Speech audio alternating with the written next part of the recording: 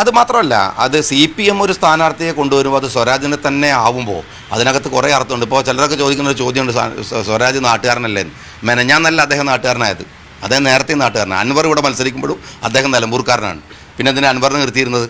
സ്വരാജിന് എന്തിനാണ് പിന്നെ തൃപ്പൂണിത്തുറയിൽ കൊണ്ടുപോയി മത്സരിപ്പിച്ചത്? റിയാസിന് ഈ സ്ഥാനങ്ങളൊക്കെ കിട്ടണമെങ്കിൽ സ്വരാജ് പാടില്ല എന്ന് അദ്ദേഹം തീരുമാനിച്ചാൽ പിന്നെ വേറെ നിവൃത്തിയൊന്നുമില്ല. അപ്പോൾ അദ്ദേഹമാണ് തീരുമാനിക്കുന്നത്. അദ്ദേഹം ഇവിടെ അദ്ദേഹത്തെ കൊണ്ടുവന്ന് പിന്നെ സ്വരാജിനെ നിർത്തിയത് എന്തിനാണ് എന്ന് നമുക്ക് കണ്ടറിയേണ്ടി വരും. അനിൽകുമാർ വാർത്താ സമ്മേളനം വിളിച്ച സമയത്ത് പറഞ്ഞിട്ടുണ്ടായിരുന്നു സ്വരാജിന് ഇവിടെ സ്ഥാനാർത്ഥിത്വം കൊടുത്തത് ഒരു തെറ്റുതിരുത്തലിന്റെ ഭാഗമായിട്ടാണ് എന്ന്. അങ്ങനെ ആണെന്ന് വിചാരിക്കുന്നുണ്ടോ? അല്ല, തെറ്റ് തിരുത്തൽ മാത്രമായിരിക്കണം ഞാൻ എൻ്റെ വിചാരമില്ല. കാരണം എന്താ വെച്ചാൽ CPM-നകത്ത് നടക്കുന്ന പിണറായി വിരുദ്ധ പോരാട്ടങ്ങളിൽ വലിയ പങ്ക് വഹിക്കുന്ന ഒരാളാണ് ഇപ്പോൾ സ്വരാജ്.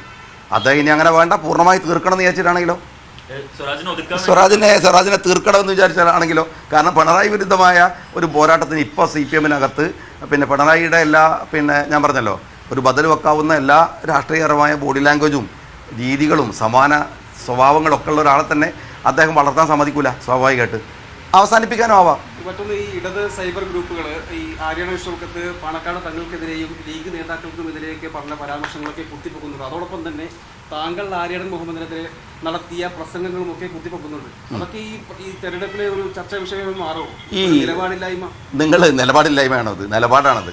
ആര്യാടൻ ഷൗക്കത്ത് എന്ന് പറയാൻ ഞാൻ പറയട്ടെ, ആര്യാടൻ ഷൗക്കത്ത് പറയുന്ന സ്ഥാനാർത്ഥിയായിട്ട് UDF-ൻ്റെ സ്ഥാനാർത്ഥി എന്നുള്ള നിലക്ക് ഞങ്ങളുടെ മിനിമം പരിപാടിയുടെ പേരിലാണ് ഒരു മുന്നണി എന്നുള്ള നിലക്ക് കോൺഗ്രസിനെ ലീഗിനെ കോൺഗ്രസും പിന്തുണക്കുന്നത്. അല്ലാതെ എല്ലാ കാര്യങ്ങളിലും സറണ്ടർ ചെയ്തിട്ട് അങ്ങോട്ടും ഇങ്ങോട്ടും കീജയ് വിളിക്കാനല്ല. ഇടതുപക്ഷത്തിനൊരു മുതലാളിയേ ഉള്ളൂ, അത് പിണറായി വിജയനാണ്. UDF-ന് അങ്ങനെയല്ല. UDF-ന് ഓരോ പാർട്ടിക്കും നേതാക്കന്മാരുണ്ട്, ഓരോ പാർട്ടിക്കും നിലപാടുണ്ട്. ആ നിലപാടുകൾക്കെതിരെ മുന്നണിക്ക് അകത്തുനിന്ന് വരുമ്പോഴും മുന്നണിക്ക് പുറത്തുനിന്ന് വരുമ്പോഴും ഒരേപോലെ പറയും. ആര്യാടൻ ഷൗക്കത്തിനോടുള്ള രാഷ്ട്രീയ നിലപാടുകൾ ഈ മത്സരത്തിൻ്റെതല്ലാത്ത വിഷയത്തിൽ ഒരുപാട് വ്യത്യസ്തമായ അഭിപ്രായങ്ങൾ ഞങ്ങൾക്ക് ഉണ്ടാവുമല്ലോ. അങ്ങനെ ഉണ്ടെങ്കിൽ അത് പറയാനുള്ള ധൈര്യവും തൻ്റെ ഇടവും അതിൻ്റെ കൂട്ടായ്മയുടെയും പേരാണ് UDF എന്ന് പറയുന്നത്. മുതലാളിയുടെ മുമ്പിൽ ഓച്ചാനിച്ച് നിൽക്കുന്ന മുതലാളിത്ത സ്വഭാവത്തിൻ്റെ പേരാണ് LDF എന്ന് പറയുന്നത്. ഞങ്ങൾക്കതുകൊണ്ട് ആ അഭിപ്രായ വ്യത്യാസങ്ങളെ കുത്തിപ്പൊക്കേണ്ടതൊന്നും ആവശ്യമില്ല. എൻ്റെ പൊമയിനകത്ത് പോലും ഉണ്ട് ഞാൻ പറഞ്ഞ അഭിപ്രായ വ്യത്യാസങ്ങൾ. ആ അഭിപ്രായ വ്യത്യാസങ്ങൾ പ്രശ്നാധിഷ്ഠിതമാണ്. അത് പറയാൻ ഒരു മടിയും UDF-ലെ ഒരു പാർട്ടിക്കുമില്ല. അപ്പോൾ നിങ്ങൾ കോൺഗ്രസിനകത്തെ വ്യത്യസ്ത അഭിപ്രായങ്ങളില്ലേ, ആ അഭിപ്രായങ്ങൾ എന്താണ്? ജനാധിപത്യ പാർട്ടി ആയതുകൊണ്ടാണ്. അതൊരു മുതലാളിത്ത പാർട്ടിക്ക് പറഞ്ഞാൽ മനസ്സിലാവില്ല, അതിൻ്റെ കുഴപ്പമാണ്.